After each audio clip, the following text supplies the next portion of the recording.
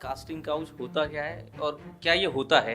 देखिए, आपकी नज़र में कास्टिंग काउच ये है हुँ, कि किसी कास्टिंग डायरेक्टर ने हुँ, या किसी डायरेक्टर ने किसी लड़की को ज़बरदस्ती ये बोला कि मैं तुम्हें काम दूंगा, तुम मेरे साथ सो जाओ। कास्टिंग काउच लड़की की मर्जी से होता है, आपको बता दूं। तो ये ओपनली बातें नहीं होती, ये बंद कमरे में होती है और कितनी भी चलती है, ये फैक्ट बता रहा हूँ आपको मैं। तो बहुत सारी लड़कियां हैं जो मना कर देती है, बहुत सारी लड़कियां हैं जो कर लेती है। क्या लड़कों के साथ भी कास्टिंग काउच होता है? लड़के तो सुरक्षित हैं। बालाजी टेलीफिल्म्स, उसमें एक हीरो के लिए मेरी बात चली। वो कास्टिंग डायरेक्टर का नाम नहीं लूँगा, हुँ, वो सब पहचान जाएंगे कौन है। तो वो कास्टिंग डायरेक्टर बोलता है, अरे नहीं नहीं, ये तो बिल्कुल प्रोफेशनल नहीं है, ये टाइम पे ही नहीं आता। असिस्टेंट ने मुझे फ़ोन किया, सोनू भाई आपने हमारे जो कास्टिंग हेड हैं डैश डैश डैश सर को आपने थप्पड़ मारा था क्या? मैंने बोला थप्पड़ तो नहीं मारा मैंने, पर इसने 3-4 बार मेरे को ट्राई किया था मिलने के लिए। सिल्वर स्क्रीन पे पहुँचने की सफ़र की छोटी-सी चीज़ें। स्पेशली ऐसे फील्ड में जो कि बहुत ज़्यादा अनसर्टेन है और उसमें उस समय ये डिसाइड करना कि आपको मुंबई जाना है, एक्टर बनना है, तो सबसे बड़ा चैलेंज ही वही था उस टाइम।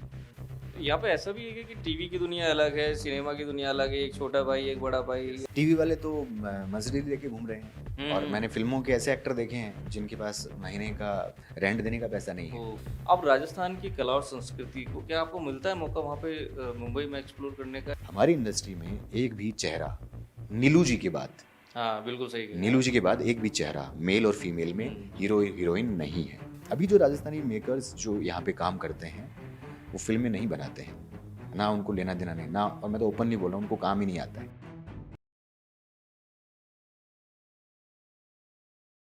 नमस्कार, आप देख रहे हैं कुदरत स्टूडियो का एक और पॉडकास्ट और आज का पॉडकास्ट है जो उस ज़मीन से शुरू होता है जहाँ परंपरा जन्म लेती है और कला सांस लेती है।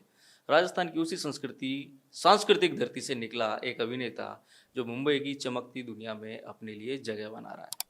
संघर्ष की ये कहानी अब बदल रही है क्योंकि राजस्थान का तारा अब मुंबई में बन चुका है सितारा। आज हमारे साथ हैं एक्टर सोनू मिश्रा, एक ऐसा कलाकार जो कैमरे के सामने जितना सच्चा है, जिंदगी के सामने उससे कहीं ज़्यादा ईमानदार। तो वेलकम सोनू, आपका स्वागत है कुदरत स्टूडियो में। Thank you so much Niranjan भाई। बरसों से मुलाकात नहीं हुई, पॉडकास्ट के बहाने से ही फाइनली मिल लिए हम। तो सोनू देखो, हमारी मुलाकातें नहीं हुई, अब हम आपको सिर्फ सिल्वर स्क्रीन पे देख रहे हैं। सिल्वर स्क्रीन पे पहुंचने की सफ़र की छोटी सी चीज़ें हैं। वैसे तो बहुत लोगों को पता है, बहुत से पॉडकास्ट देखे हैं, बहुत इंटरव्यू आपके देखे हैं, कई जगह पढ़ा भी होगा, लेकिन एक छोटा क्रिस्पी सा एक हम ये जानना चाहें जर्नी, तो क्या आप डिफाइन करेंगे?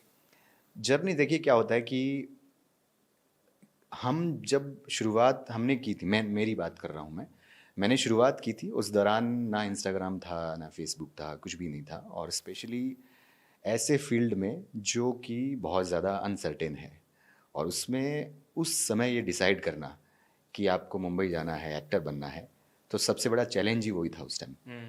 एक्टर बनना तो दूर की बात है, ये सोचना भी बहुत बड़ी बात थी। तो ये डिसाइड मैंने, जहाँ तक मुझे याद है, 2006 में मैंने डिसाइड कर लिया था ठीक है। कि मुझे एक्टर बनना है। हाँ। एकदम, अगर मैं ये वैसे जर्नी सुनाऊं तो पूरी रात निकल जाएगी, तो मैं हम्म, आसान भाषा में आपको स्क्रीन प्ले के हिसाब से सब हम्म, समझाता हूँ मैं। 2006 में डिसाइड किया कि हम्म, मुझे एक्टर बनना है। मेरे फादर श्री गंगाधर जी मिश्रा, वो गांव में टीचर थे, सो उनके हिसाब से मैं गवर्नमेंट जॉब करूं। हम्म, बट मेरा डिसाइड हो गया कि मुझे एक्टर बनना है, तो क्या तरीका हो सकता है कि घर वालों को मैं एग्री करवा लूँ कि मुझे एक्टर बनना है। सो किसी ने बोला कि तू एमबीए कर मुंबई अच्छा। से, और एमबीए करेगा तो मुंबई में एमबीए भी कर लेगा और इस बहाने वहाँ पर मुंबई के मार्केट को समझ लेगा हम्म, और उसके बाद वहाँ स्ट्रगल करना साथ में। हम्म, तो मैं मुंबई की बजाय पुणे गया। मैं अच्छा। बीएससी करने के तुरंत बाद पुणे चला गया और जब मैंने वहाँ के लोगों को देखा, वहाँ पे लड़के लड़कियों को देखा, और मैं एक छोटे से गांव का, चूरू में एक छोटा सा गांव है मेरा, वहाँ से मैं आया, तो मैं तो पागल हो गया क्योंकि मैं बात ही नहीं कर पा रहा था उनसे। अच्छा, लैंग्वेज बैरियर था। लैंग्वेज छोड़ दीजिए आप, मैं उनकी, आप आई कांटेक्ट ही नहीं कर सकते आप उनसे। अच्छा। उस टाइम नया नया इंटरनेट पे बहुत ज़्यादा लोग वाईफाई इस्तेमाल कर रहे थे हाँ। और पुणे का एक सिंगड इंस्टीट्यूट है, वहाँ पर मैं गया था हम्म, कोई फ्रेंड के पास एक्सप्लोर करने अपने आप को, पहली बार बड़े शहर में। सो मुझे लगा नहीं भाई, मैं तो मतलब ही नहीं है। सबसे बड़ी चीज़ तो आपको मारवाड़ी से हिंदी नहीं आती है आपको, ठीक है, अंग्रेज़ी दूर दूर की बात, कोसों दूर अंग्रेज़ी आपके। और ऊपर से जो कॉन्फिडेंस जिसको बोलते हैं वो भी ऐसा कि हाँ कुछ नहीं है, ना पहनने का तरीका, मेकओवर ज़ीरो, आपका कुछ भी नहीं है, तो भाई ऐसा तो काम चलेगा नहीं। सो मैंने डिसाइड किया क्यों ना छोटे शहर से शुरुआत करें, तो मैं जयपुर आ गया। अच्छा। ठीक है, जयपुर में 2007 या 8 के आसपास आ गया था मैं। यहाँ पे मैंने सोचा कि एक काम करते हैं, थोड़ा सा लैंग्वेज पे काम करते हैं, थोड़ा सा थिएटर करते हैं। तो मैंने थिएटर जवाहर कला के अंदर ज्वाइन किया, और उस दौरान मैंने डिसाइड किया कि एमबीए जयपुर से ही करते हैं अपन। अच्छा, तो एक तरफ तो जो एमबीए, पुणे में एडमिशन लिया था उसको। एडमिशन नहीं लिया, मैं एक्सप्लोर करने गया था। अच्छा। हाँ, सो ये पहली बार ही बता रहा हूँ, पुणे वाली कहानी किसी को पता नहीं है। सो जयपुर में मैंने अपने आप को एक्सप्लोर किया रियल मायने में अगर देखा जाए, और यहाँ पे थिएटर ज्वाइन किया, एमबीए किया। सो थिएटर के दौरान मुझे राजस्थानी फिल्म मेकर्स के संपर्क में आया मैं, अच्छा। और वहाँ से राजस्थानी फिल्में की बहुत सारी मैंने एज एन एक्टर।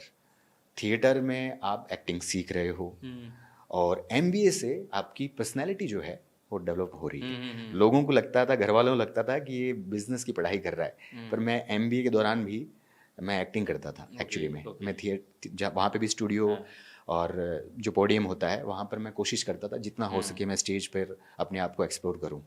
और ये करके 2011 में मैं मुंबई चला गया।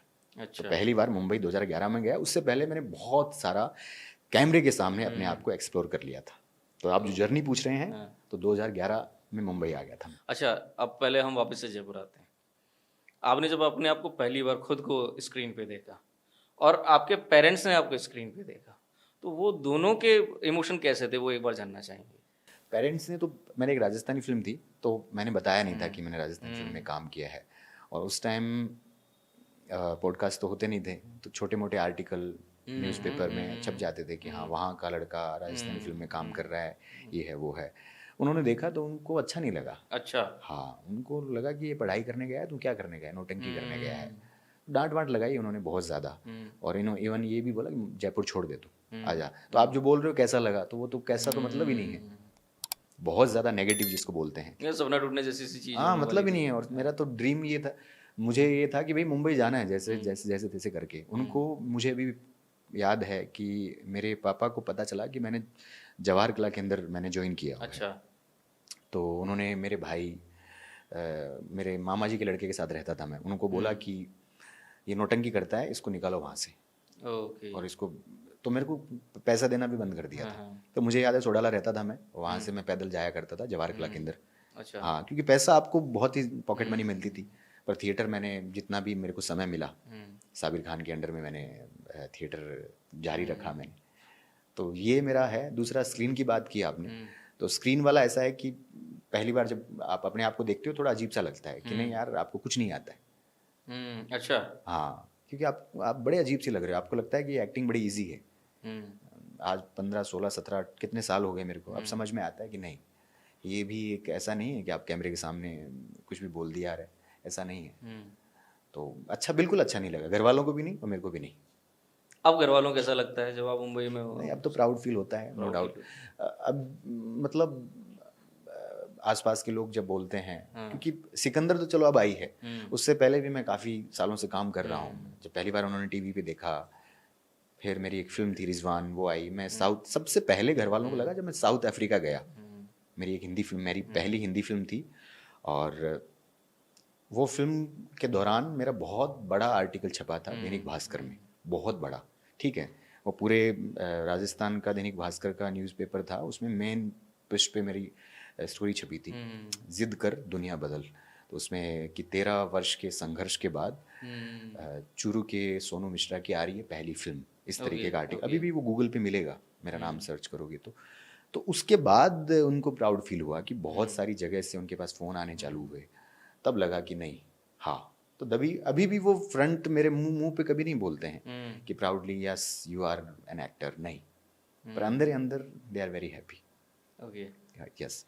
तो मुंबई पहुंचने के बाद में आपको पूरे 13 साल लगे, ऐसा आप कह रहे हो, या आपने छोटे मोटे रोल किए? वो स्ट्रगल कैसा था मुंबई पहुंचने के बाद का स्ट्रगल, फिर कैसा रहा? देखो क्या क्या होता है कि मैं यहाँ से सीख के गया था, ठीक है ना, मैंने मेरा मेकओवर कर लिया था, क्योंकि उससे पहले मैं पुणे गया था। मेकओवर मतलब मेकओवर कैसे? मेकओवर को थोड़ा समझाता हूँ आपको, जो भी आज के जो नए एक्टर आते हैं उनको भी ये समझाता हूँ मैं। सिर्फ बॉडी बनाना मेकओवर नहीं है। ओके। अपनी भाषा पे काम करना, हाँ और बॉडी लैंग्वेज पे काम करना, हाँ कैसे पहनते हो आप, कैसे लोगों से मिलते हो आप, क्या आपकी एनर्जी है, क्या ऑरा है, इस सारी चीज़ों पे काम करते हो। और सारा आपको समझ में आ जाता है कि आप मेंटली बहुत ज़्यादा स्ट्रांग हो चुके हो उस सिचुएशन को फेस करने के लिए। तो वो मैं तैयार होके गया था, पूरा तैयार था मैं, और विद इन 10 डेज मुझे एक शो मिल गया था okay as a lead role 2011 में। बट यहाँ से किस्मत का आप थोड़ा सा है इस इंडस्ट्री के अंदर कि विद इन, नहीं नहीं, एक सेकंड रुकूंगा मैं। हाँ हाँ हाँ, आपने एक बात बोली है, किस्मत का है इस इंडस्ट्री के अंदर लेकर, तो ये सुपरस्टिशियसनेस हर आर्टिस्ट में है, या आपको लगता है कि आप में ही है कि ये किस्मत कनेक्शन और उसको जो मेहनत को आप डिफाइन कर रहे हो? लगता नहीं है, वो है। अच्छा, इसको अगर, है। हाँ उसका है, इसलिए है कि मुझसे कम टैलेंटेड, मुझसे कम मेहनती, मुझसे बहुत सारी चीज़ों में कम मुझसे अच्छा काम कर रहे हैं। तो इसको अच्छा। किस्मत, हाँ, नहीं तो मैं चैलेंज करता हूँ। मैं, बहुत सारे मेरे एक्टर हैं, और चैलेंज क्या है, मेरे जितने भी एक्टर फर्टेनिटी जो भी हैं, सबको पता है कि मैंने इस इंडस्ट्री को पाने के लिए मैंने कितना कुछ कोशिश की है, कितना कुछ दिया है मैंने। अभी भी लोग बोलते हैं, प्यार से मिश्रा जी बोलते हैं मुझे वहाँ पे मुंबई में, कि आपसे कितना कुछ सीखने को मिलता है। तो मेरा मेरा मानना ये है कि ये किस्मत है कि आपको प्रारब्ध समझ सकता हूँ मैं, कि पिछले जन्म का अच्छा, कुछ कर्मा होता अच्छा। है जिससे आपको कुछ सफलता देर से मिलती है, कहीं आपको जल्दी मिलती है। बस आपको अपना मेंटल कंडीशन है वो थोड़ा सा बैलेंस बना के रखना पड़ता है, ये है। तो इस किस्मत कनेक्शन के लिए कुछ ऐसा नहीं होता है कि कुछ नेम करेक्शन करवाते हैं आर्टिस्ट होते हैं? वो तो मैंने अभी वो मैंने अभी अच्छा। सिकंदर से पहले मुझे ऐसा लगा कि मैं आपको एक स्टोरी बताता हूँ। मतलब इस परंपरा से आप भी होके गुजर रहे हैं?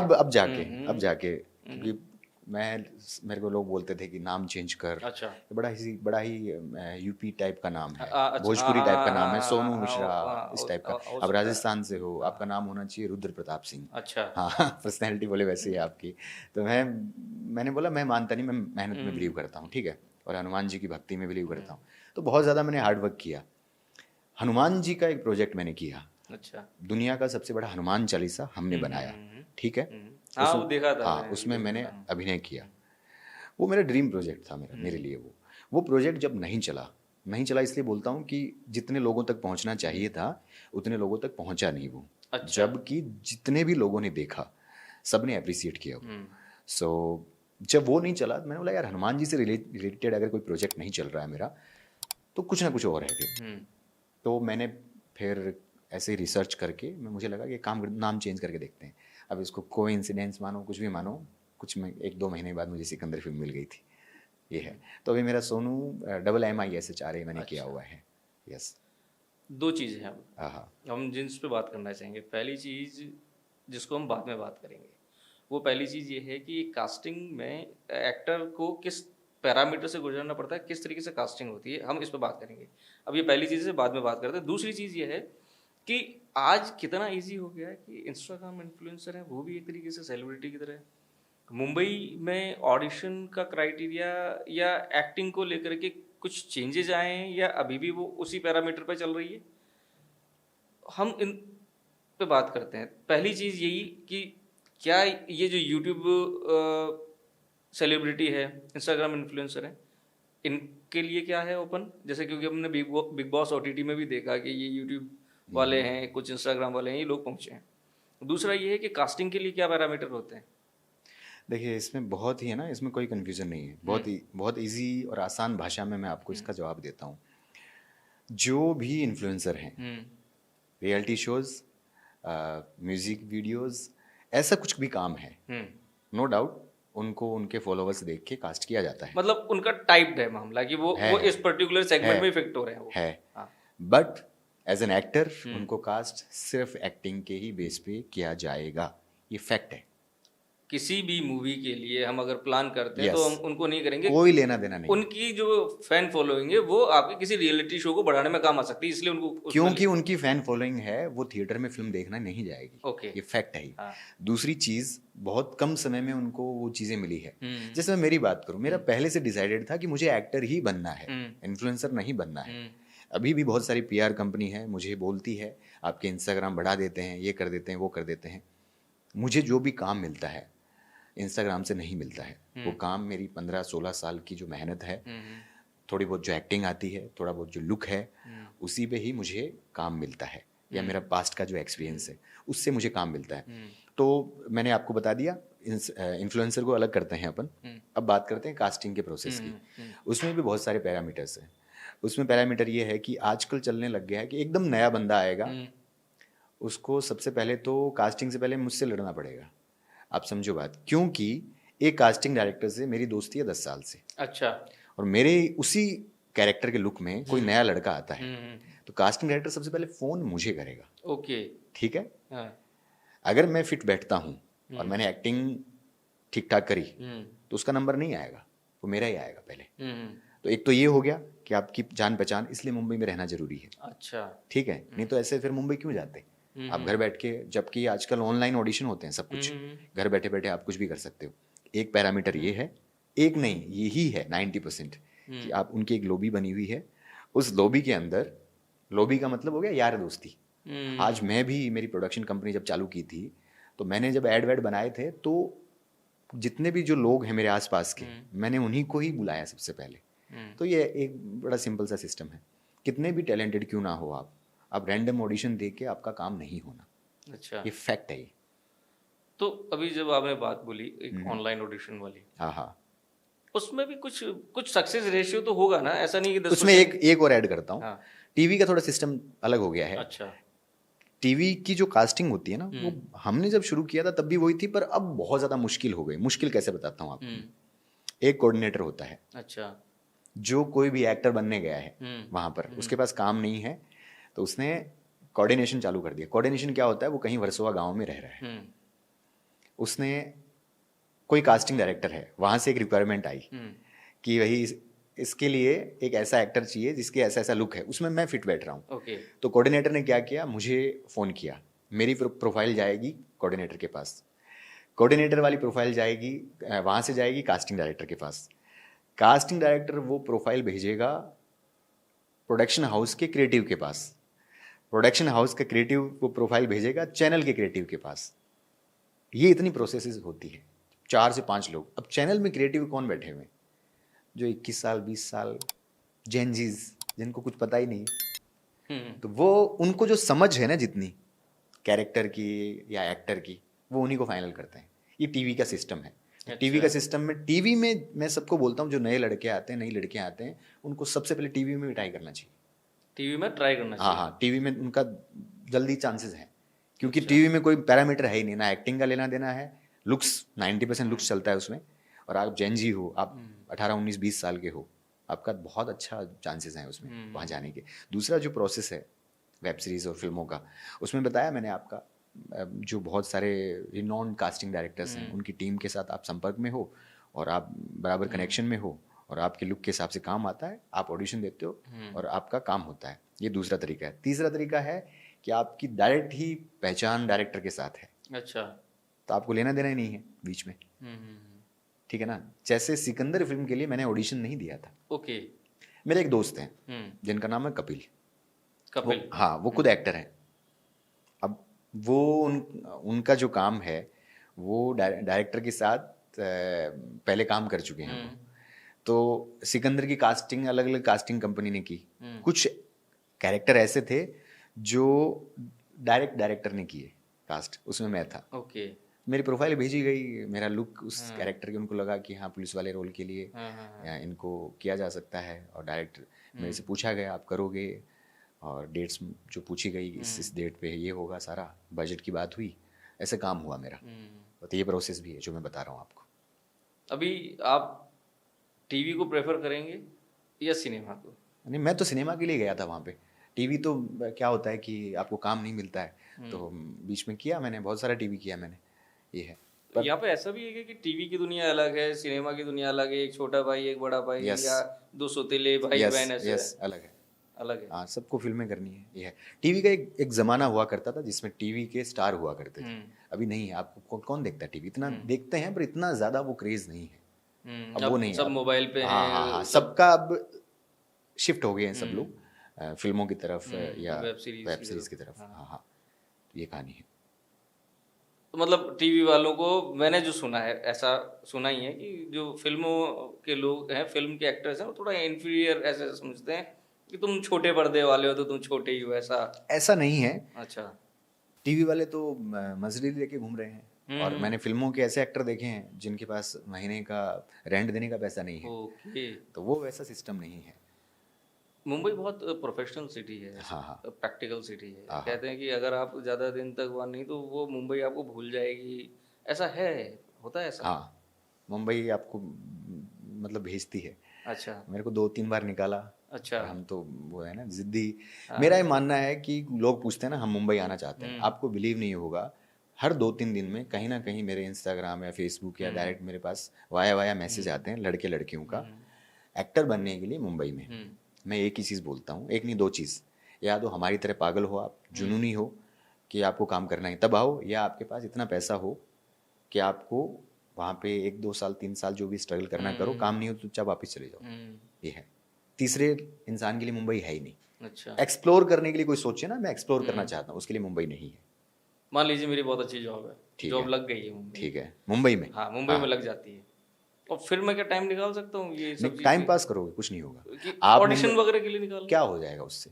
आप एक बात बताइए मुझे कि मैं, आप जॉब कर रहे हो 10 घंटे, उन्हीं 10 घंटे में मैं एक्टिंग पे भी काम कर रहा हूँ, मेरा नेटवर्किंग भी बना रहा हूँ, मेरी हाँ बॉडी हाँ भी हाँ बना रहा हाँ। हूँ, मेरी आवाज़ पे भी काम कर रहा हूँ।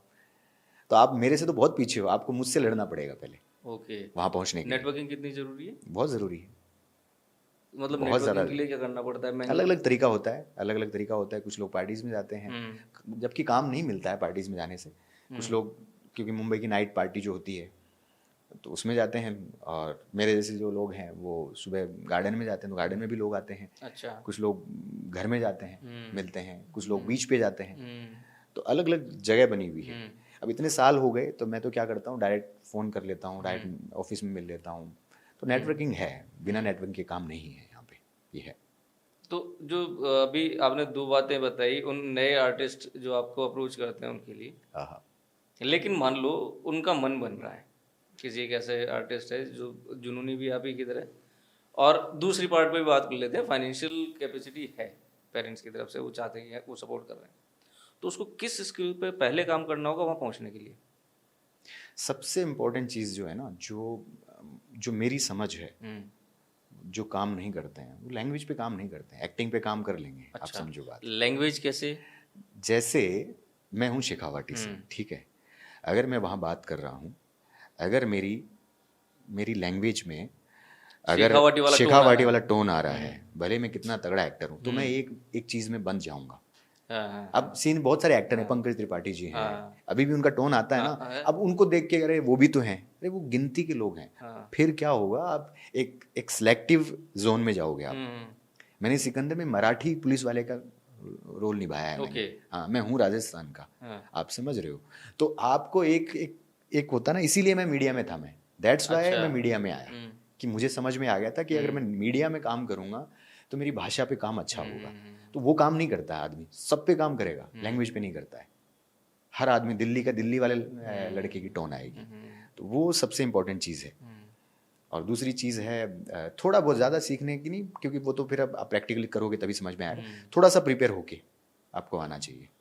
तो अब एक बात बताइए आप मेरे को कि कभी ऐसा लगा वहाँ पे मुंबई में रहते हुए कि यार अब सब छोड़ देता हूँ वापस चलता हूँ? अब मेरा क्या है कि मैं जब गया था ना, हम्म। तब मैं एक चीज़ सोच के गया था, क्योंकि जब मैंने शुरुआत की थी तब कुछ भी सिस्टम नहीं था, ठीक है ना, बहुत सारे चैलेंजेस आए थे। आपको बिलीव नहीं होगा, बहुत सारे ऐसे लोग हैं, बहुत सारे। मैं अभी जितना डिजर्व करता हूँ उतना काम नहीं मिला। जितने भी मुझे लोग जानते हैं, उन लोगों को मुझसे बहुत उम्मीदें हैं, और वो बोलते हैं कि आपकी वजह से हमारे पास एक रेफरेंस पॉइंट है आपका। मैं एक लोगों के छोटे शहर के लड़कों के लिए, लड़कियों के लिए एक रेफरेंस पॉइंट है। ओके। आप समझ नहीं, रहे बिल्कुल हो। सही बात है अब आपने। उस रेफरेंस पॉइंट को मैं, एक बार भी मेरे दिमाग में नहीं आया कि मैं छोड़ के चला जाऊं, एक बार भी, या कुछ मैं गलत कर लूं। कितने चैलेंजेस आए यार, कितना कितना स्ट्रगल, कितने काम हाथ से निकले, कुछ भी एक बार भी नहीं आया। करना है तो करना है, आज नहीं तो कल, ये है। किस तरीके के रोल हैं जो आपको ऐसा लगता है कि यार ये रोल मैं करूं तो मैं इसको थोड़ा सा डिफरेंट कर सकता हूँ, मतलब वो कोई सेलेक्टिव कैटेगरी है आपके लिए? देखो क्या होता है कि ज़्यादातर मुझे प्रीफर करते हैं नेगेटिव विलन रोल में। पर अच्छा। हाँ, because because of my voice, मेरी मेरी बॉडी या जो भी चीज़ें हैं। पर मुझे ऐसा लगता है कि मैं आप मुझे कुछ भी रोल दे दो, उसका रीज़न बताता हूँ, मैं तारीफ नहीं कर रहा मेरी। आप मेरे कुछ पाँच चार पाँच काम बताता हूँ आपको। सिकंदर में मैंने पुलिस वाले का रोल किया, एक हवलदार का रोल किया, ठीक है। आप पांचों मेरे काम है ना, उस पांचों काम की फोटो मेरे इंस्टाग्राम पे दिखेगी। उसमें आप पहचान नहीं पाओगे कि ये मैं इंसान हूँ। अच्छा। आप सिकंदर में जब मैं बता रहा हूँ, सलमान खान के साथ एक कांस्टेबल है, आप पहचान नहीं पाओगे वो मैं हूँ। हनुमान चालीसा में मैंने बड़े बाल रखे थे, ठीक है ना, हनुमान भक्त का रोल किया था। विघ्नहर्ता गणेशा एक सीरियल था, उसके अंदर मैंने शिवजी के बेटे का रोल किया, मूछें ऊंची थी, ठीक है। मैंने एक ऐड था जिसमें लड़की का किरदार निभाया, जिसमें मैं लड़की बना। मैंने क्राइम अलर्ट में मैंने एक मुस्लिम आम आदमी का किरदार निभाया, जो जिसकी बीवी उसको बहुत परेशान करती है, तो बहुत टिपिकल, ठीक है। एक एक स्टोरी और थी क्राइम की, जिसमें मैंने बहुत अय्याश लड़के का रोल निभाया था। तो मैं तो हर कुछ भी दे दो मेरे को, तो मेरा पॉइंट ये है कि आप एक विलन वाला जो चीज़ बोल रहे हो, उसके अलावा आप कुछ भी दे सकते हो मुझे। पर मुझे ऐसा लगता है पर्सनली कि जो आजकल वेब सीरीज़ में जो चल रहा है, जो गैंगस्टर वैंगस्टर वाली जो चीज़ें हैं, वो बहुत अच्छे से मैं प्ले कर पाऊँगा, ये है। ओके। हाँ हाँ। चलिए, ये बात हुई आपके फेवरेट एक टेस्ट की, जिसमें आपने कहा कि मैं तो हर चीज़ के लिए एक कलाकार किसी एक तरीके के रोल में फिट भी नहीं होता, उसके लिए कला के हर तरीके से है। अब राजस्थान की कला और संस्कृति को क्या आपको मिलता है मौका वहाँ पे मुंबई में एक्सप्लोर करने का, या उस स्वाद को अपने करेक्टर में लाने का? करेक्टर नहीं, आपको बिलीव नहीं होगा, पिछले 4 से 5 साल से मैं कोशिश कर रहा हूँ। बहुत सारे लोग मेरे संपर्क में हैं, और ये मेरा हनुमान चालीसा के अलावा मेरा दूसरा ड्रीम है। ओके। ये मेरा ड्रीम है, कभी ना कभी मैं पूरा करूँगा। ऑन कैमरा बोल रहा हूँ मैं। हर पूरे सबकी इंडस्ट्री जो है वो भरी हुई है, चाहे भोजपुरी हो, चाहे साउथ हो, गुजराती हो। हमारी इंडस्ट्री में एक भी चेहरा, नीलू जी के बाद, हाँ बिल्कुल सही कहा। नीलू जी के बाद एक भी चेहरा मेल और फीमेल में हीरो हीरोइन नहीं है। वो मुझे फील करना है। भले ही मैं राजस्थान आऊँ नहीं, पर मुझे राजस्थान की, मैं हमेशा बोलता हूँ, ऐसी फिल्म जो थिएटर में लगती है, मल्टीप्लेक्स में, जो लोग आज के जेनजी लोग हैं वो देखने जाएं, और उनको लगना चाहिए कि ये हमारा राजस्थान का स्टार है। तो वो मैं आज से नहीं, 5 वर्षों से मैं ट्राई कर रहा हूँ, जिसमें राजस्थान की जो OTT हैं उनके साथ भी मेरी बातचीत चल रही है। बहुत सारे OTT आ चुके हैं, आपको पता है, आफ्टर लॉकडाउन, तो उनसे भी चल रही है। बहुत सारे प्रोड्यूसर्स मेरे से मिलते हैं। पर मेरा थोड़ा सा सिस्टम ऐसा है कि अगर बनाएं तो थोड़ा सा, क्योंकि पैसा बहुत कम खर्च करते हैं राजस्थानी फिल्मों में, क्योंकि रिकवरी नहीं है, तो मैं उनको थोड़ा सा एश्योरिटी देने की कोशिश करता हूँ कि एक बार मेरे पे ट्रस्ट करिए आप, हम ऐसा कुछ क्रिएट करेंगे कि बाकी की सिनेमा में जैसे काम होता है, किसी ना किसी को तो शुरुआत करनी पड़ेगी। और मैं बहुत सालों से कोशिश कर रहा हूँ। मैं आज से 15 साल पहले मैंने राजस्थानी फिल्मों में काम किया था, और बहुत सारी फिल्मों में एज ए हीरो काम किया था। अभी जो राजस्थानी मेकर्स जो यहाँ पे काम करते हैं, वो फिल्में नहीं बनाते हैं, ना उनको लेना देना नहीं ना, और मैं तो ओपनली बोल रहा हूँ, उनको काम ही नहीं आता है, आपको बता दूँ, ना टेक्निकली समझ है उनको। अच्छा। हाँ हाँ, अगर उनको काम आ रहा होता ना, तो अभी राजस्थानी इंडस्ट्री है वो खड़ी हो चुकी होती। सरकार को दोष देने से कुछ नहीं होता है, फ्रैंकली स्पीकिंग, ये है, सरकार को दोष देते रहते हैं वो लोग। तो उनको, मेरा ही मानना है, जैसे तैसे करके भले ही सस्ती फिल्म बनाए, अच्छे कॉन्सेप्ट लेके आए। पहले की फिल्में इतने पैसों में नहीं बनती थी, पर देखते थे लोग थिएटर में। तो वो मेरी कोशिश चल रही है 5 वर्षों से, ये है। वो आपको नजर आएगा बहुत जल्द। अब तक की हम आपकी बात करते हैं, आपने कहा कि आपका एक ड्रीम है जो पिछले 5 साल से आप उसको जीने की कोशिश में हैं। एक कोई ऐसी बड़ी सफलता जो आपके इस ड्रीम की भी होने की पॉसिबिलिटी को और मजबूत करती है, आप क्या मानते हैं कि एक मेरी यहाँ ये मेरी एक स्टेप था जिससे मैंने पाया, सफल हुआ? हम मूवी के बारे में बात नहीं करेंगे यहाँ पे, क्योंकि मूवी में हमने देख लिया, आप अब एक रिनाउन है, आपको सब जान रहे हैं। लेकिन पर्सनल पॉइंट ऑफ व्यू से वो कुछ ऐसा कोई एक्सपीरियंस है आपका, कोई ऐसी कहानी है या कोई ऐसा किस्सा है जिसमें आपको लगता है कि हाँ यार ये मैंने अचीव किया तो ये मैं ही था इसलिए अचीव कर पाया, चाहे अपने आप से जीतना हो, अपने आप से लड़ना हो, या किसी भी चीज़ में किसी सिचुएशन को ही कन्विंस करना हो? नहीं, सिचुएशन तो जैसे मैंने जो जो चीज़ें, जैसे हनुमान चालीसा वाली बात है ना, हनुमान चालीसा का मेरा आइडिया बहुत ज़्यादा बड़ा था। आपको बिलीव नहीं होगा, उसमें 3 मुस्लिम सिंगर्स थे, ओके उनसे हमने हनुमान चालीसा गवाया। ओके और जब वो हनुमान चालीसा बना, अयोध्या से मुझे और हमारी टीम को, मेरे पार्टनर को इनविटेशन आया कि आप राम मंदिर के जो प्रांगण है, प्राण प्रतिष्ठा के दिन उस हनुमान चालीसा को रिलीज कर सकते हो आप। तब मुझे लगा कि नहीं, मेरी मेहनत रंग ला रही है। वो बाकी आगे क्या चीज़ हुई, कुछ पर्सनल प्रॉब्लम हुई कि वो नहीं हो पाया, बट जो मैंने सोचा था कि मुझे प्राण प्रतिष्ठा पर हनुमान चालीसा को इस तरीके से भी बनाया जा सकता है, भजन नहीं, आज की जनरेशन के हिसाब से, कि एक इंसान है वो हनुमान जी को ढूंढने निकलता है और लास्ट में उसको हनुमान जी मिल जाते हैं। तो वो मेरा ऐसा था कि नहीं यार, मैं ये कर सकता हूँ। लोगों ने बड़ा अप्रिशिएट किया, पर जितना वो मैं, हमारा टारगेट था कि 100 मिलियन लोग देखेंगे उसको, पर वो 2-4 मिलियन लोगों ने उनको देखा। ये पहली चीज़ थी। दूसरी चीज़ ये थी कि जब मैं इंडस्ट्री में गया, पर वो मैं सबको कहना, सबका एक फंडा था कि इंडस्ट्री में फिट रहने के लिए जिम जाना ज़रूरी है, और इंजेक्शन और स्टीरॉइड, हाँ स्टीरॉइड, ये वो। तो मैं जिम नहीं जाता हूँ, और ना मैं अंडा भी नहीं खाता हूँ। अच्छा। I am pure veg. और मैं 20-25-30 किलोमीटर्स रनिंग करता हूँ मैं, ब्लैक बेल्ट हूँ इंडियन मार्शल आर्ट में। तो वो मैंने अचीव किया, वो लोग मानते हैं। वो पिछले 10 वर्षों से जो मुझे जानते हैं कि 10 वर्ष पहले मैं जो जैसा था, अब मैं उससे ज़्यादा फिट हूँ मैं। ओके। तो मेरा एक वो धारणा चेंज करनी थी। ये इंडस्ट्री में गिनती के ही लोग ऐसे हैं, मैं बता रहा हूँ आपको, कि बिना जिम के या ऐसी चीज़ों के कुछ अपने आप को फिट रख पाएँ, ये सिर्फ योगा करके ये चीज़ें। तो वो मेरे को समझ में आ गया था कि मैं इसके बिना, इस जो बना हुआ है ये सर्किल से निकल के, और मेरे पर्सनल लेवल पे मुझे ये चीज़ें करनी है। इसके अलावा बहुत सारे ऐसे लोग जो नए नए एक्टर आते हैं ना, बहुत सारे एक्टर हैं जो कुछ कॉमेडियन बनने आते हैं, उनको मैंने बोला कि आपको ये करना चाहिए। बहुत सारे एक्टर हैं जो हीरो बनने आए, मैंने बोला कॉमेडी करनी चाहिए। बहुत सारे एक्टर हैं, तो उसमें से बहुत सारे लोग ऐसे हैं जो, आज नाम नहीं लूँगा, फेमस स्टैंड अप कॉमेडियन बन चुके हैं, कुछ टीवी में अच्छा काम कर रहे हैं, लड़कियां हैं। तो ये मेरा अचीवमेंट है कि मैंने जिनको एडवाइस किया मेरे अनुभव के आधार पर, वो सब बहुत ही अच्छा काम कर रहे हैं। ओके। और आगे भी मेरा ये प्रयास रहेगा। ये मेरा सबसे बड़ा अचीवमेंट है।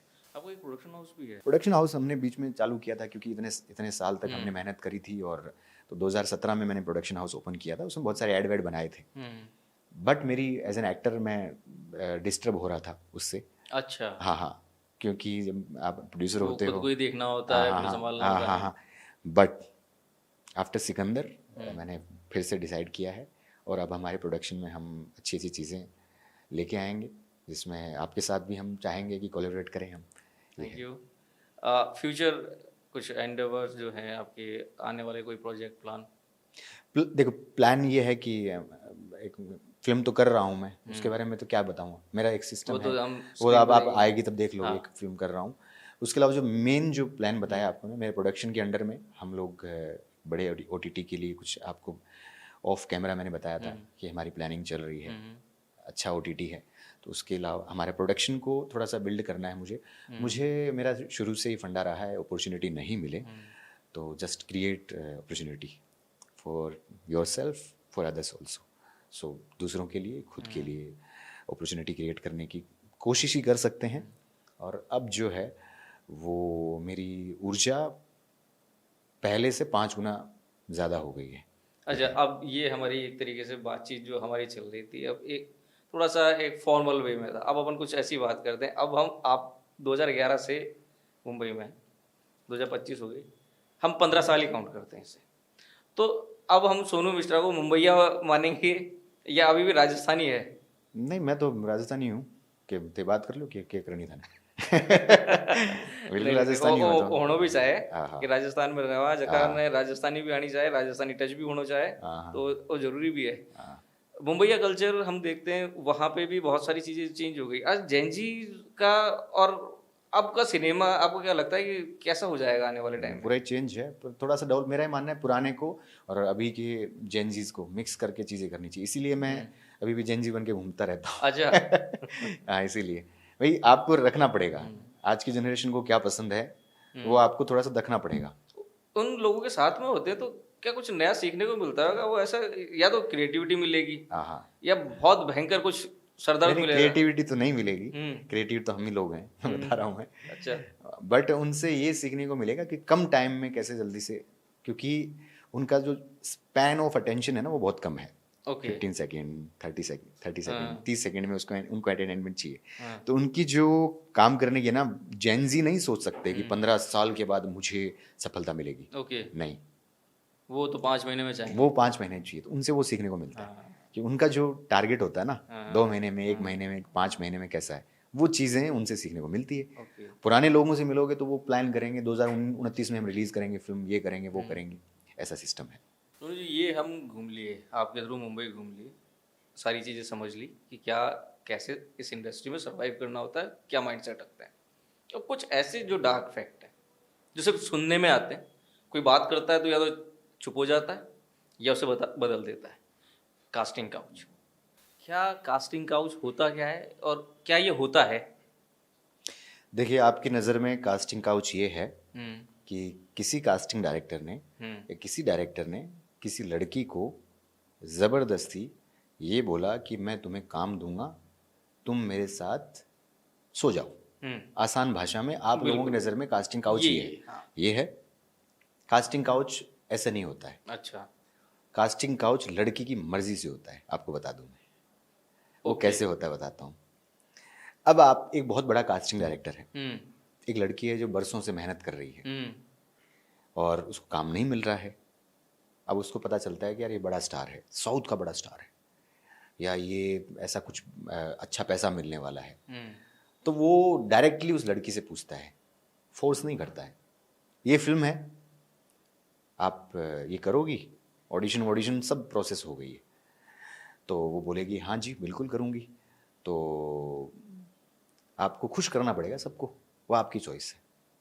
सबको मतलब सब में कुछ भी हो सकता है उसमें। 4 हो सकते हैं, उसमें 5। डायरेक्टर हो सकता है, उसमें प्रोड्यूसर हो सकता है, हम्म उसमें हीरो हो सकता हम्म है, उसमें ये है। हम्म तो ये, और ये ओपनली बातें नहीं होती है, बंद कमरे में होती है। हम्म और कितनी भी चलती है, ये फैक्ट बता रहा हूँ हम्म आपको मैं। तो बहुत सारी लड़कियां हैं जो मना कर देती है, बहुत सारी लड़कियां हैं जो कर लेती है। हम्म फ़ायदा है ना, ये म्यूचुअल अंडरस्टैंडिंग है। उनको काम मिल रहा है, पैसा मिल रहा है। कई लड़कियों के साथ धोखा क्या होता है, उनको काम का बोल दिया जाता है, और इसमें नई लड़कियां ज़्यादा फंसती है। ओके उनको बोला जाता है, और जितनी भी लड़कियां सुन रही है उनको तो मेरा एडवाइस यही रहेगा, उनको बोला जाता है कि आप रात को 8 बजे के बाद, 9 बजे के बाद मीटिंग करने हो। हम्म मीटिंग 8 बजे के बाद नहीं होती है। 9 बजे के बाद आपको बुलाया जाता है। ऑफिस में नहीं बुलाया जाता, आपको कैफ़े में बुलाया जाता है, या कोई क्लब में बुलाया जाता है। उनसे पूछा जाता है कि क्या आप ड्रिंक करती हो? अगर उसने बोल दिया हाँ करती है, और उस वो भी बेचारी अगर ओकेजनली भी करती होगी तो वो हाँ कर देती है, क्योंकि ये बड़ा कास्टिंग डायरेक्टर है या बड़ा डायरेक्टर है। और वहाँ से उसको ऐसे सपने दिखाए जाते हैं कि आप ये करोगे तो ऐसा हो जाएगा, और वो मजबूरन, उसको फोर्स नहीं किया जाता। फिर बता रहा हूँ मैं, अच्छा, ये अब भी फोर्स नहीं किया जा फोर्स रहा है? कभी नहीं किया जाता है। अच्छा सिर्फ सपने दिखाए जाते हैं उसको, और बताया जाता है कि आप ऐसा हो जाएगा, ऐसा हो जाएगा, ऐसा हो जाएगा। और वो सहमति से किसी के साथ भी इंटीमेट हो जाती है, और उसके बाद फिर कई फिल्में बनती है, कई नहीं बनती है। तो वो बेचारी क्या करे। अच्छा, मान लीजिए किसी ने कॉम्प्रोमाइज़ कर लिया, ठीक है। क्या फिर उसको कभी ऐसा रिग्रेट करने जैसी सिचुएशन हो जाती है कि उसे फिर काम ही नहीं मिल रहा है, या कोई कॉम्प्रोमाइज़ नहीं कर रही है अपने काम के दम पे, वो कह रही है कि मेरे को काम ही मिलेगा मेरे स्किल्स के हिसाब से? काम किसको ज़्यादा बहुत मिलता बहुत है? मुश्किल होता है लड़कियों के लिए, लड़कियों के लिए बहुत मुश्किल बहुत होता मुश्किल होता है, स्पेशली इंडस्ट्री में। है। हाँ अनलेस अनटिल आपकी अच्छी लॉबी नहीं है, हम्म अच्छे सर्किल में हो आप, हम्म आपको डायरेक्टर जानते हैं, प्रोड्यूसर जानते हैं, हम्म या किसी कोई ऑलरेडी इंडस्ट्री में है, तो आपने, जैसे मान लो मैं इंडस्ट्री में हूँ, मेरी कोई फ्रेंड है, तो मैं उसको पहले ही गाइड कर दूंगा, ऐसे ऐसे करना, ये करना, वो करना, है ना। वो प्रोसेसेस है। नहीं तो क्या है, उसको वो उसको पता ही नहीं है क्या है, नई नई लड़की आएगी, उसको नहीं पता होगा कि क्या प्रोसेस होती है। तो उसमें दोनों प्रोसेस है। जो अपने जज्बात को कंट्रोल रखती है, बोलती है कि नहीं मुझे मेरे उसूलों पे काम करना है, तो उसमें 5% काम चांसेस होते हैं, 5 या ओके 5%, हाँ। कि वो तब होता है बहुत ज़्यादा खूबसूरत हो वो, बहुत ही ज़्यादा टैलेंटेड हो वो, या कुछ एक्स्ट्रा स्किल हो, या पावरफुल हो, कहीं से किसी मिनिस्टर की बेटी हो, प्रोड्यूसर की बेटी हो, तब। अदरवाइज आपको कहीं ना कहीं, ज़रूरी नहीं है इंटीमेट हो, कहीं ना कहीं आपको ज़बरदस्ती पार्टीज में जाना पड़ेगा। ज़रूरी नहीं है कि कॉम्प्रोमाइज़ सिर्फ इंटीमेसी ही होती है, सेक्स ही होता है, नहीं। कॉम्प्रोमाइज़ ये भी तो है ना कि वो लड़की रात को 10 बजे सोती है, मजबूरन उसको 4 बजे तक वो शराब भी नहीं पीती है, जो लोग शराब पी रहे हैं उनके बीच में बैठना पड़ता है उसको। ये कॉम्प्रोमाइज़ ही तो है ना, और क्या है।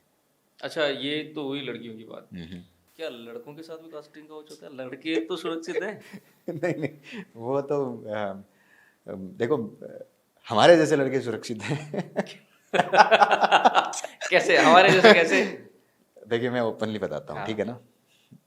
क्या हुआ कि बरसों पहले बालाजी टेलीफिल्म्स, मैं नाम लूंगा, ठीक है ना, उसमें एक कास्टिंग डायरेक्टर हुआ करता था। अगर, और बालाजी टेलीफिल्म्स के साथ मैंने काम नहीं किया अभी तक। वो कास्टिंग डायरेक्टर का नाम नहीं लूंगा मैं, वो सब पहचान जाएंगे कौन है। तो वो अब नए नए हम गए थे उसको, आप अपना प्रोफाइल भेजते हो, एक सिस्टम होता है, नेम, एज, हाइट, आपने क्या काम किया है, IMDb, आपकी फोटोज। वो भेजने के बाद सामने से आता है कि बेबी लेट्स मीट। तो आपको लगता है बेबी गलती से लिख दिया होगा, बॉय लिखना चाह रहा होगा, मतलब बेबी क्या हो, बोले यस बेबी लेट्स मीट। तो फिर आपको थोड़ा शक होता है, बोले कोई बात नहीं। फिर एक बार ऐसे चलते फिरते आपको कोई समुद्र के किनारे टकरा जाए वही कास्टिंग डायरेक्टर कि अरे आपने रिप्लाई नहीं किया, चलिए ना मेरे घर पे चलिए, पार्टी करते हैं। तब आपको शक होता है। ऐसे करके 3-4 बार ये किस्सा हुआ, ये बरसों पहले की बात कर रहा हूँ। कट्टू 3-4 साल पहले की बात है, बालाजी टेलीफिल्म्स में कोई नया शो आ रहा था और वहाँ का असिस्टेंट जो है वो मेरा जानकार था। उसने मेरी प्रोफाइल भेजी और उसमें 2 चेहरे इंट्रोड्यूस करने थे, 2 हीरो थे। उसमें एक हीरो के लिए मेरी बात चली, बोले ये अच्छा है, ये लड़का अच्छा है, काफ़ी सालों से काम कर रहा है। वही कास्टिंग डायरेक्टर ने बोला, और ये वो दिखा रहा है क्रिएटिव को, तो वो कास्टिंग डायरेक्टर बोलता है अरे नहीं नहीं, ये तो बिल्कुल प्रोफेशनल नहीं है, ये टाइम पे नहीं आता है, ये सेट पे टाइम पे नहीं आता और बहुत ही टेंट्रम रखता है सेट पे। अब उस असिस्टेंट ने मुझे फ़ोन किया। मुझे फ़ोन करने से पहले साइड में उस कास्टिंग डायरेक्टर से पूछा कि आप सोनू मिश्रा को जानते हो क्या, आप कैसे बोल रहे हो, he is very nice guy. बोले नहीं यार, वो उसने मेरे को थप्पड़ मारा हुआ है, उसने कभी मेरे को मारा था, इसलिए मैं उसको आगे नहीं बढ़ने दूंगा बालाजी में। अच्छा। तो उस असिस्टेंट ने मुझे फ़ोन किया, सोनू भाई आपने हमारे जो कास्टिंग हेड हैं डैश डैश डैश सर को आपने थप्पड़ मारा था क्या? तो मैंने बोला थप्पड़ तो नहीं मारा मैंने, पर इसने 3-4 बार मेरे को ट्राई किया था मिलने के लिए।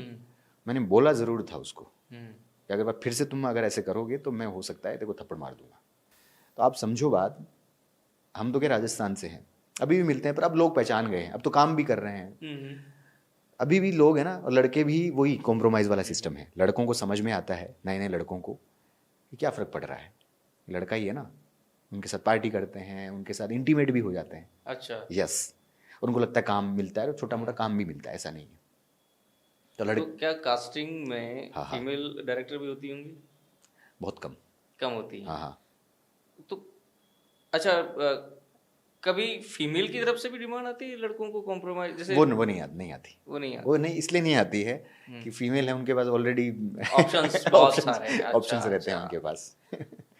तो ये वो वैसे टॉपिक हुए जिसके बारे में हम सुनते हैं कि कास्टिंग। हाँ, ये जो मैंने बताया फैक्ट है, ये ही फैक्ट है जो मैं आपको एक बता रहा एक हूँ। लड़की का, हम कहते हैं ना कि भाई इतने साल का करियर होता है, एक फीमेल का कितने साल का करियर होता है? 18 से एज ए हीरोइन पूछ रहे हो आप, तो टीवी में 18 से 25 साल, फिल्मों में 18 से 30 साल, और क्या।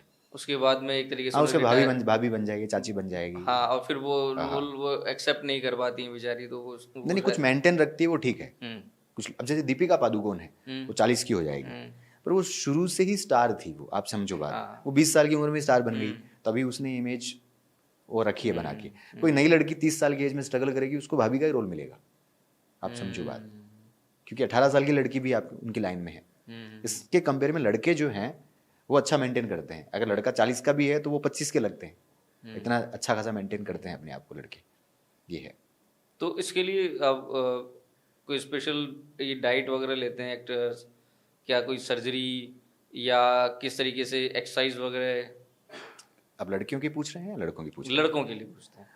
लड़कों के लिए देखिए, लड़कों के लिए ज़्यादातर जो मैं जिनको जानता हूँ मैं, वो स्टेरॉइड लेते हैं। अच्छा। हाँ हाँ, बहुत सारे टेबलेट्स खाते हैं, बहुत सारी चीज़ें, सर्जरी करवाते हैं। ये आ गया बाहर का सिस्टम, जिससे अंदर का सिस्टम आपका गड़बड़ हो जाएगा। आफ्टर आफ्टर 40 45 50 के बाद प्रॉब्लम आने वाली है। नेचुरल हमारी तरह करना है आपको, तो मैं 1 घंटे 2 घंटा योगा करता हूँ मैं। आप वेज रहो पूरा, आप रनिंग करो, कुछ भी चीज़ों की ज़रूरत नहीं पड़ेगी आपको। और लड़कियों की अगर बात करें तो वो किस तरीके की सर्जरी करवाती हैं? वो तो बहुत सारी चीज़ें हैं, वो तो अच्छा। बुटॉक्स है, आंखों के नीचे जो फिलर होते हैं वो है, इवन किसी का पेट बढ़ गया तो पेट से चर्बी निकाल लेती है। अच्छा। बहुत सारी चीज़ें करवाती है लड़कियाँ, तो ये है। और वो प्रॉब्लम ही आती है बाद में उनको, ओके। ये है। कितनी भी एज छुपा ले वो नज़र आ जाएगी आपको, ये है। नेचुरल नेचुरल होती है, नेचुरल ब्यूटीज़, यू नो। ये बात हुई एक स्टार के स्ट्रगल के, कास्टिंग काउच की भी हो गई, अपने आप को फिटनेस के हिसाब से फिट रखने के लिए भी बात हो गई। अब एक बात आती है, एक ऐसा सच जो बहुत लोग बोलते हैं फिर वो पता नहीं कहाँ गायब हो जाते हैं, जो बात है नेपोटिज्म की। बाप है तो बेटा, बेटा है तो पोता, या फिर परिवार का कोई यही रहेगा, बाकी कोई इंडस्ट्री में नहीं आ पाएगा। ऐसा होता है नेपोटिज्म में, है कुछ वहाँ? देखिए, इसमें इसमें दो जवाब है मेरे। हम्म। कल को मान के चलो मैं डॉक्टर होता, और अगर मैं मेरे बेटे को डॉक्टर बनाना चाहूँ और मेरी ज़िंदगी का अनुभव मैं शेयर करना चाहूँ, तो इसमें कोई बुरी बात नहीं है। मान लिया। तो एक नेपोटिज्म ही हो गया। दूसरा ये है कि जैसे सैफ अली खान का बेटा है इब्राहिम खान, वो एक्टर बनने से पहले ही स्टार बन गया।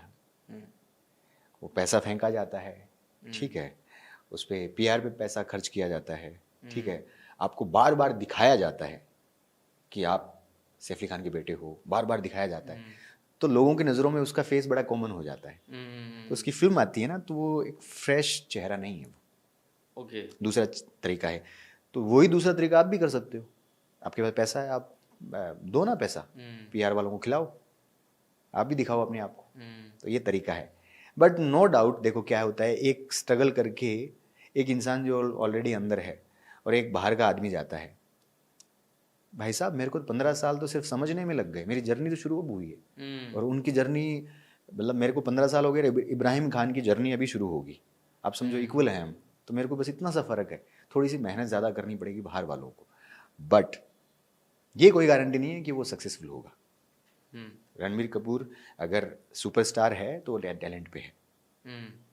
अभिषेक बच्चन अभी काम कर रहे हैं, शुरुआत में अमिताभ बच्चन के बेटे थे, अभी वो काम एक्टिंग करते हैं। तो बहुत सारे, आलिया भट्ट है, तो वो है। तो बाहर के भी लोग, अब बाहर के लोग भी काम कर रहे हैं। कार्तिक आर्यन ले लो आप, जयदीप अहलावत, विजय वर्मा, कितने लोग हैं। तो वो, हाँ, ये नाम है। हाँ, क्योंकि सवाल मेरा वही होता है जिसका आपने जवाब दे दिया कि अगर मान लो आपने कहा कि मैं डॉक्टर होता, मेरा बेटे को डॉक्टर बनाना चाहूँ तो क्या बुरा है, लेकिन अगर मान लो मेरे को ये दिख रहा है कि मेरे बेटे से अच्छा कोई टैलेंटेड डॉक्टर ये दूसरा कोई बन सकता है, तो मुझे मौका देना चाहिए। बिल्कुल देना चाहिए मौका। बस सिंपल सी बात है ना, मेरा ये मानना है कि आपने पीआर पे पैसा खर्च किया, तो आप भी, आपके फादर अगर पैसे वाले हैं, आप भी खर्च करो, ये है। पर टैलेंट से बड़ा कुछ भी नहीं है, और किस्मत से बड़ा कुछ भी नहीं है, ये है। थैंक यू सोनू, आप हमारे साथ इस शो में बैठे, स्टूडियो में आए, और इतनी वैल्यूबल हमारी डिस्कशन हुई। उम्मीद करते हैं आपके जितने भी फ्यूचर एंडेवर्स जो हैं वो अच्छे से सक्सेसफुल हो। नाम करेक्शन की वजह से होते हैं या आपके टैलेंट से होते हैं, ये हम कुछ नहीं कह सकते। बजरंगबली की कृपा पे बनी रहे, हमारी तो बस यही उम्मीद और यही दुआएं आपके साथ में रहेगी। बहुत बहुत धन्यवाद, आप हमारे शो में आए। Thank you so much. और इतने, हम ये बातें हैं ऑफ कैमरा करते हैं, तो ऑन कैमरा की आज, तो thank you so much for having me.